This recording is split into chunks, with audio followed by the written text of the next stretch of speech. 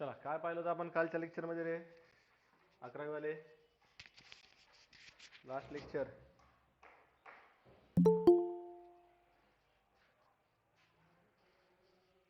कोणते कोणते टॅक्झॉनॉमिक tool study केले बा? शेवटचं लेक्चर आहे आपल्या या चॅप्टरचं.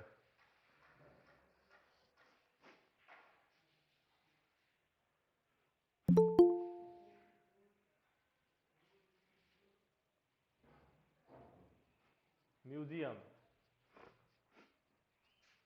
तर लास्ट लेक्चरमध्ये पहा आपण 3 टॅक्झॉनॉमिक टूल्स बद्दल स्टडी केलं. टॅक्झॉनॉमिक टूल्स कशाला आपण टॅक्झॉनॉमिक टूल्स म्हणलो होतो रे?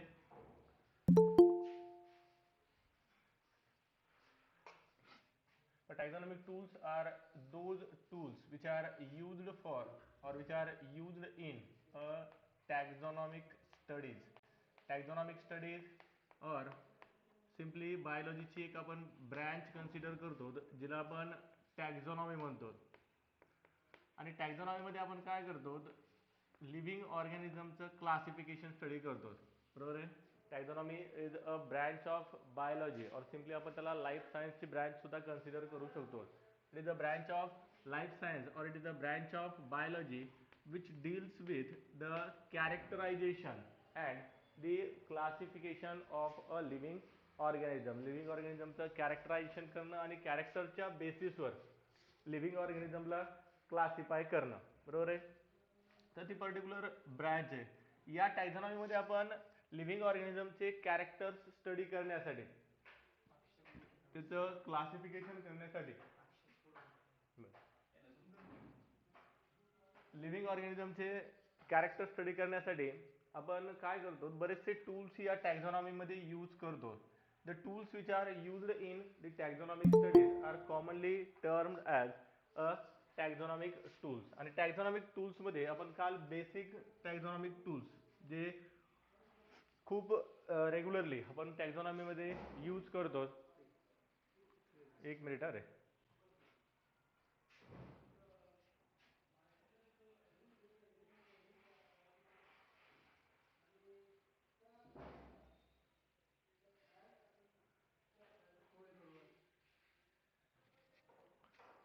तर पहा, टॅक्झॉनॉमिक स्टडीज करण्यासाठी आपण ज्या पर्टिक्युलर टूल्सचा यूज करतो त्यांना आपण टॅक्झॉनॉमिक टूल्स म्हणतो. आणि टॅक्झॉनॉमिक टूल्समध्ये आपण लास्ट लेक्चरमध्ये 3 टॅक्झॉनॉमिक टूल्स स्टडी केले. फर्स्ट टॅक्झॉनॉमिक टूल आपण लास्ट लेक्चरमध्ये स्टडी केलं, हर्बेरियम.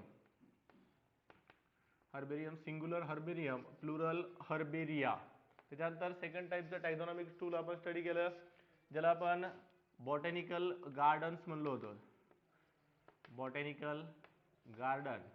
आणि बॉटॅनिकल गार्डन नंतर थर्ड टाईपचा टॅक्झॉनॉमिक टूल आपण स्टडी केला ज्याला आपण म्युझियम म्हणतो. म्युझियम. असे टोटल 3 टाईपचे टॅक्झॉनॉमिक टूल्स आपण लास्ट लेक्चरमध्ये डिस्कस केले. बरोबर आहे? या 3 टॅक्झॉनॉमिक टूल्स नंतर आजच्या लेक्चरमध्ये आपल्याला पुढचे 3 टॅक्झॉनॉमिक टूल्स स्टडी करायचे आहेत. राहिले 3 शेवटचे टॅक्झॉनॉमिक टूल्स आणि त्यासोबत आपला चॅप्टर सुद्धा फिनिश होते. बरोबर आहे? नेक्स्ट टॅक्झॉनॉमिक टूल आपण स्टडी करणार आहे ज्याला आपण झूलॉजिकल पार्क म्हणतो. Zoological park. त्याच्यानंतर झूलॉजिकल पार्क नंतर आपण स्टडी करणार आहेत बायोडायव्हर्सिटी पार्क. आणि बायोडायव्हर्सिटी पार्क नंतर सर्वात शेवटचं टॅक्झॉनॉमिक टूल आपल्याला आजच्या लेक्चरमध्ये स्टडी करायचं आहे, दॅट इज टॅक्झॉनॉमिक कीज. याच्या व्यतिरिक्त बरेचसे टॅक्झॉनॉमिक टूल्स आपण काय करतो? यूज करतो. पण आपल्या स्टडीसाठी बेसिकली आपल्याला हे लार्जमध्ये किंवा बेसिकली डिटेलमध्ये जर आपल्याला स्टडी करायचे असतात तर आपल्यासाठी फक्त 6च टॅक्झॉनॉमिक टूल्स डिटेलमध्ये स्टडीसाठी दिलेले आहेत. टॅक्झॉनॉमिक कीज. तर हे 3 टॅक्झॉनॉमिक टूल आजच्या लेक्चरमध्ये आपण स्टडी करणार आहेत आणि चॅप्टर वाइंड अप करणार, फिनिश करणार आहे चॅप्टर आपला पहिला. बरोबर आहे? खूप इझी चॅप्टर होता बा आणि खूप डिटेलमध्ये आपण तो चॅप्टर घेतलेला आहे. बरोबर आहे?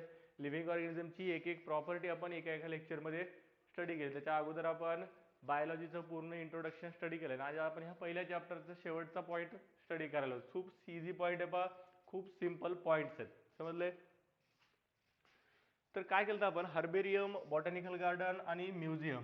याच्यापैकी हर्बेरियम आणि हर्बेरियम आणि म्युझियम हे जे दोन टॅक्झॉनॉमिक टूल्स आहेत, या दोन्ही टॅक्झॉनॉमिक टूल्सची जे टूल्सचा आपण थोडंसं डिटेलमध्ये जर स्टडी केलं तर आपण ऑब्झर्व केलं तर की या दोन्ही पर्टिक्युलर प्लेसेसला आपण लिव्हिंग ऑर्गॅनिझम प्रिझर्व करतो in a dead or dried फॉर्ममध्ये.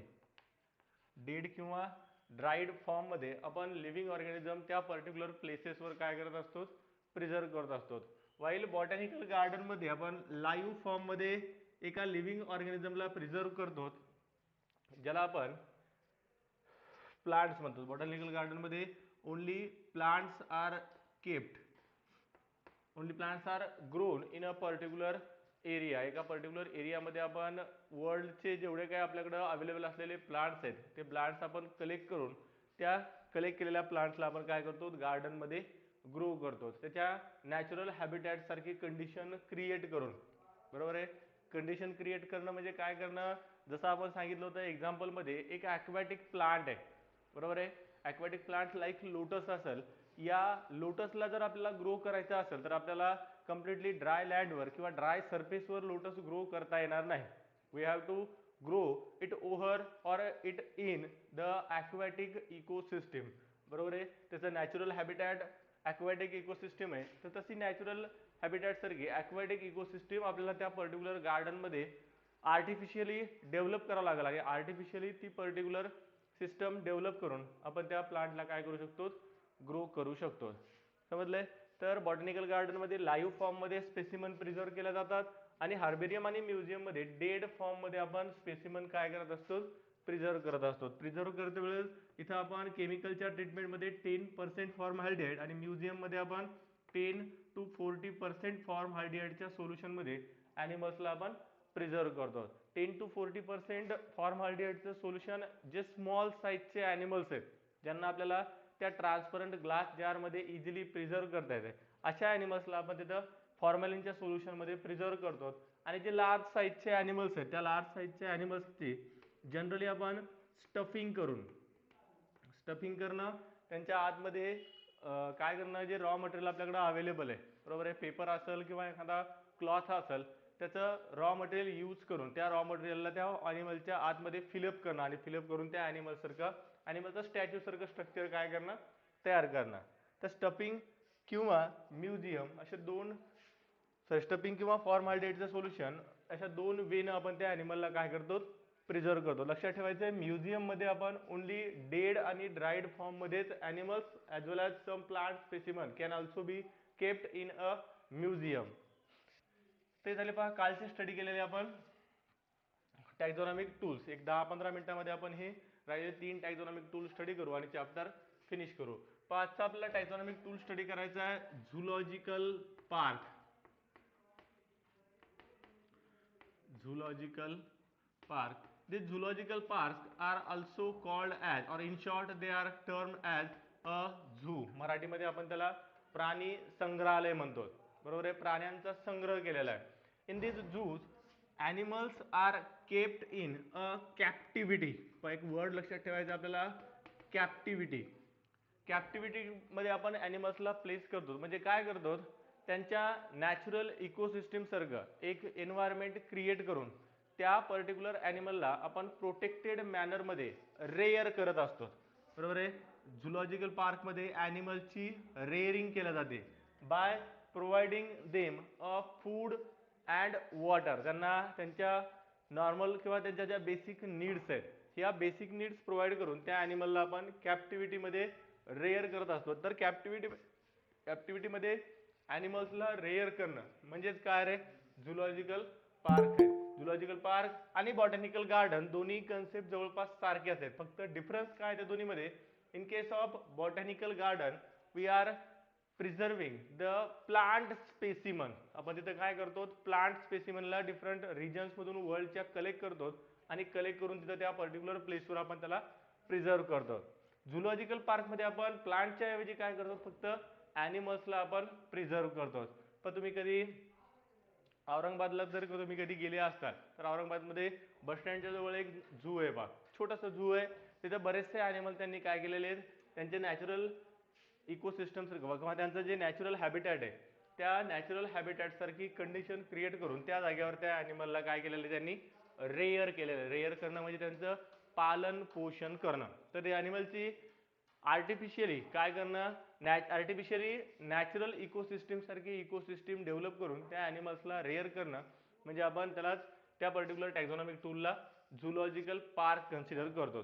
Zoological park are generally utilized or they are commonly utilized by the common man. Generally जे आपल्यासारखे सिव्हिल पर्सन आहेत किंवा कॉमन मॅन्स आपण ज्यांना ॲनिमल्स बद्दल जास्त माहिती नाही अशा पर्टिक्युलर इंडिव्हिज्युअल्सला त्यांचा जो इंटरेस्ट आहे तो इंटरेस्ट काय करण्यासाठी, त्यांच्या इंटरेस्टसाठी बरोबर आहे, कॉमन मॅनच्या इंटरेस्टसाठी जनरली आपण हे झुलॉजिकल पार्क बिल्डअप करत असतो.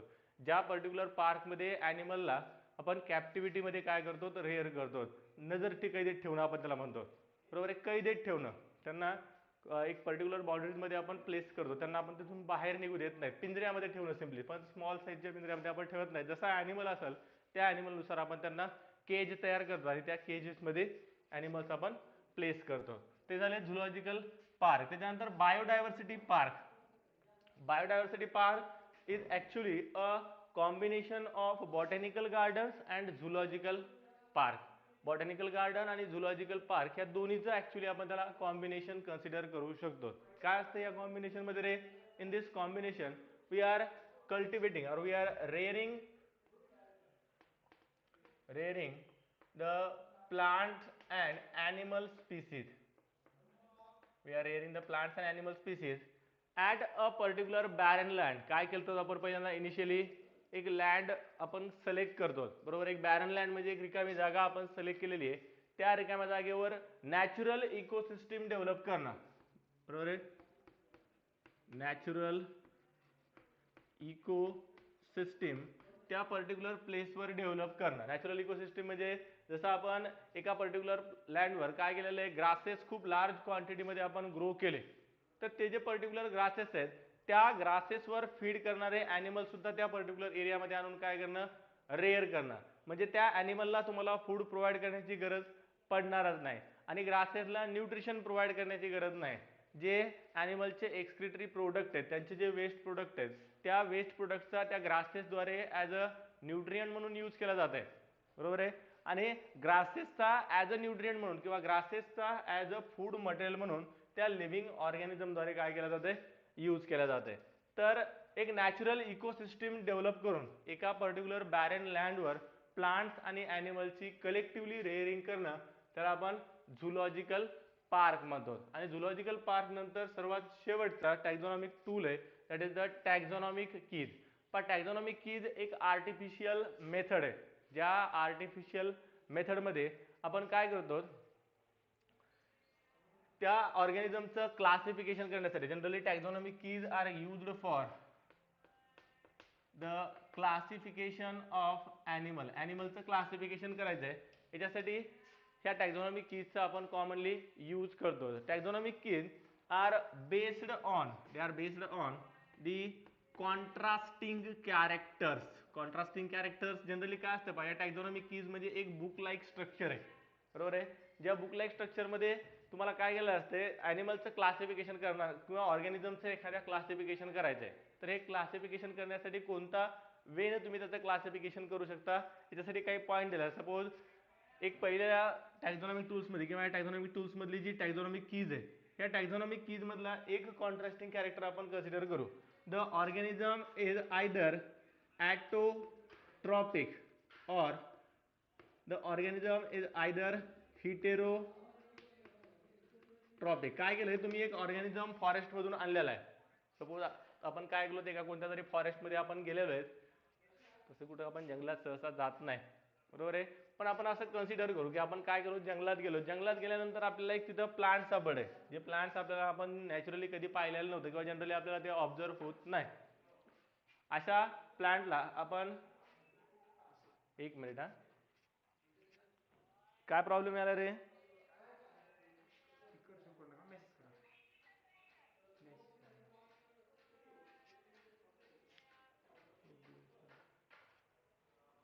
ब्लर झालाय.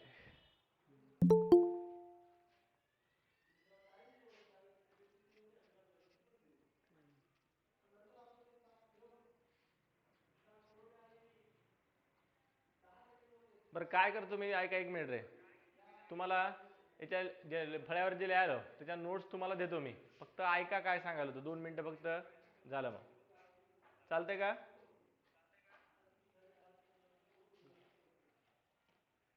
फळ्यावरचं नाही दिसलं तरी चालतंय, आवाज देत आहे ना सगळ्याला क्लिअर रे?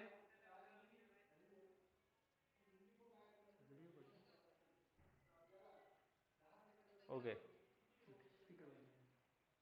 आणि व्हिडिओ पण टाकतो तुम्हाला, आणि स्पीकर बंद करा आता.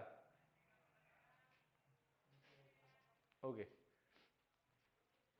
तर तुम्ही काय केलंय, फॉरेस्टमध्ये गेलेत, तुम्ही जंगलामध्ये गेलेत, बरोबर आहे, कोणाला सोबत घेऊन जा, एकले जाऊ नका, अलग लक्षात. तर फॉरेस्टमध्ये गेले तुम्ही, फॉरेस्टमध्ये गेल्यानंतर तुम्हाला एक प्लांटची पर्टिक्युलर स्पीसीज तुम्हाला इथं ऑब्झर्व झालेली, जी प्लांट स्पीसीज तुम्ही काय केलं त्या फॉरेस्टमधून तुमच्या लॅबोरेटरीमध्ये घेऊन आलेले. लॅबोरेटरीमध्ये आल्यानंतर त्या पर्टिक्युलर ऑर्गॅनिझमचं तुम्हाला क्लासिफिकेशन करायचं.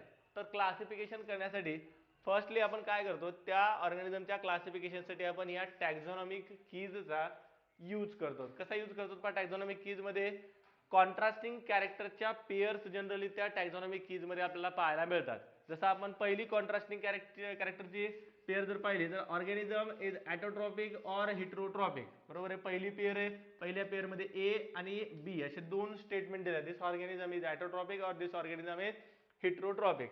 आता जर त्याचा ग्रीन कलर असेल आणि त्याला बाहेरून कुठून फूड मटेरियल सप्लाय जर तुम्ही करत नसताल, स्वतःचं फूड मटेरियल स्वतः ते ऑर्गॅनिझम सिंथेसाइज करत असाल, तर जनरली आपण सांगतो those organism which are autotrophic in nature generally they are termed as a plant.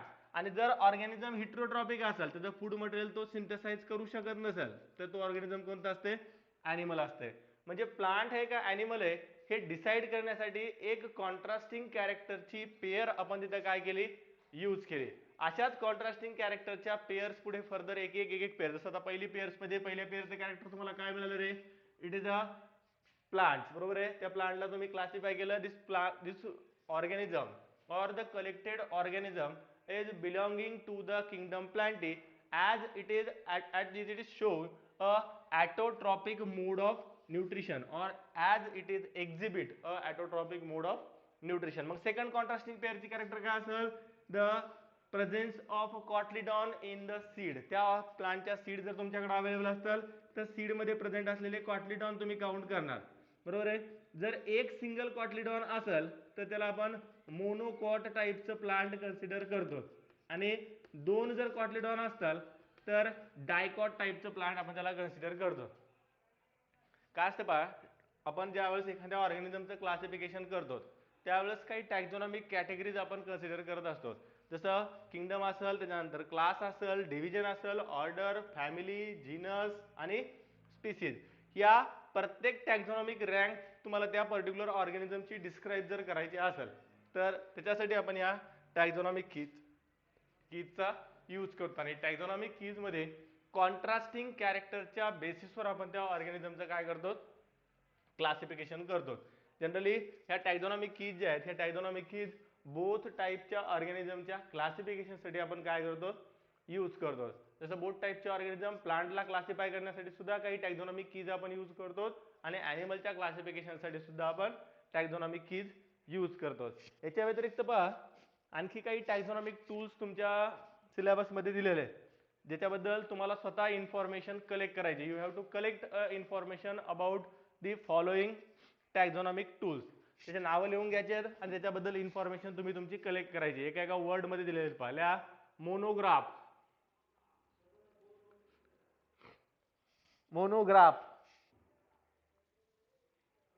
त्याच्यानंतर घ्या manuals,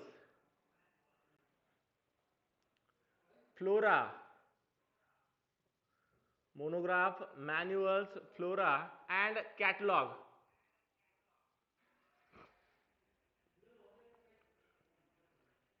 These are the some taxonomic tools except these 6. पहिले जे आपण 6 स्टडी केले त्याच्या व्यतिरिक्त आणखी काही टॅक्झॉनॉमिक टूल्स, 4 टॅक्झॉनॉमिक टूल्स आपण सांगा. त्याच्याबद्दल एका एका लाईन मध्ये जरी तुम्हाला इन्फॉर्मेशन माहित असेल तर मोर दॅन इनफ आहे, मोर दॅन सफिशियंट आहे. अलग लक्षात. तर 2-2, 3-3 स्टेटमेंट त्याचे तुम्हाला जिथं कुठं सापडतात. आता तुम्ही सगळेजण मोबाईल रेफर करायले तर नेटवर जायचं, त्या गुगलवर जायचं, गुगलवर हे एक एक वर्ड टाईप करायचे आणि त्याच्यावर त्याची डिस्क्रिप्शन लिहून ठेवायची. काय काय तुम्हाला सांगितले बा? फ्लोरा, मॅन्युअल्स, मोनोग्राफ आणि कॅटलॉग. समजले? तर इथं पहा आपला पहिला चॅप्टर फिनिश झालाय. पहिला चॅप्टर आपला इथं संपलाय. इथं दोन सायंटिस्ट आपण त्याला बायोग्राफी म्हणतो. बायोग्राफी आपल्याला स्टडी करायची पाहिजे पहिल्या चॅप्टरमध्ये. एक आहे डॉक्टर SP आगरकर आणि काल आपण हार्बेरियमची जी टेक्निक आहे ही टेक्निक डिस्कवर करणारा जो सायंटिस्ट आहे दॅट इज द ल्युका घिनी, प्रोफेसर ल्युका घिनी. हे दोन सायंटिस्ट आहेत. या दोन सायंटिस्टची डेट ऑफ बर्थ, त्यांचा ड्युरेशन काय तो एकदा पाहून घ्यायचा आहे. समजले? तर इथं आपला फर्स्ट चॅप्टर फिनिश झालेला आहे. आपली रविवारच्या ऐवजी सोमवारी एक्झाम होईल बघा. एक्झामचा पॅटर्न तुम्हाला सांगेल मी नंतर कसा घ्यायचा, आपल्याला काय करायचं. पॅटर्न सांगितलं आहे मी. आपल्या मोबाईलवर कशी एक्झाम होईल त्याच्याबद्दल मी तुम्हाला नंतर सांगतो. ऑनलाईनच आपली एक्झाम होणार आहे बा. आणि आपला जो बॅचचा टाइम आहे तो बॅचचा टाइम सोडून एक्झाम असेल. लक्षात, बॅचमध्ये आपली एक्झाम होणार नाही. तर मंडेला एक्झाम आहे. 25 क्वेश्चन्स आहेत आणि 100 मार्कची टोटल 100 मार्कची एक्झाम आपली होईल पहा. चला, पहिल्या चॅप्टरमध्ये काही डाऊट्स असताल तर विचारा. हे जे टॅक्झॉनॉमिक टूल्स आहेत या टॅक्झॉनॉमिक टूल्सच्या नोट्स आपल्या द्यायच्या राहिल्यात. आज माझ्या नोट्स मी यासोबत आणल्या नाहीत. उद्या येत्या वेळेस नोट्स घेऊन येतो आणि तुम्हाला त्याचा PDF पाठवतो.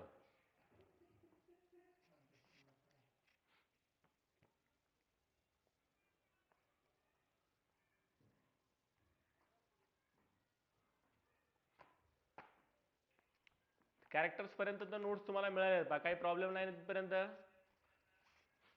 तर उद्याच्या चॅप्टरमध्ये उद्या आपल्याला नवीन चॅप्टरला सुरुवात करायची बा. नेक्स्ट टॉपिक आहे आपला उद्याचा बायोलॉजिकल क्लासिफिकेशन.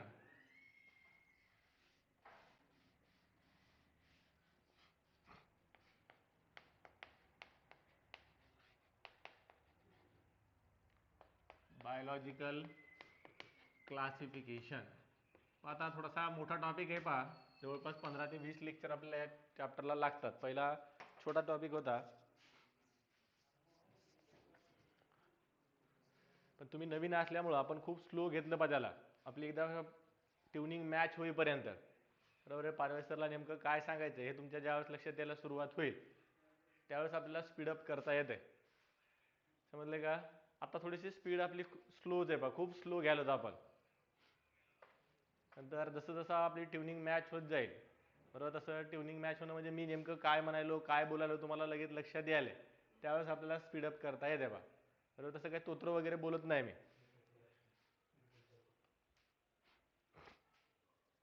चला, काही डाऊट असताल तर विचारा. बर्मे, जाधव,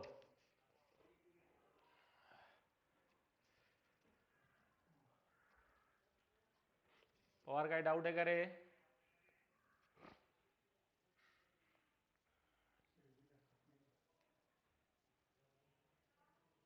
काय म्हणलं? चला, काही डाऊट नसताल तर लेफ्ट करा. हा बोल ना. हो चालेल. बरोबर, ठीक.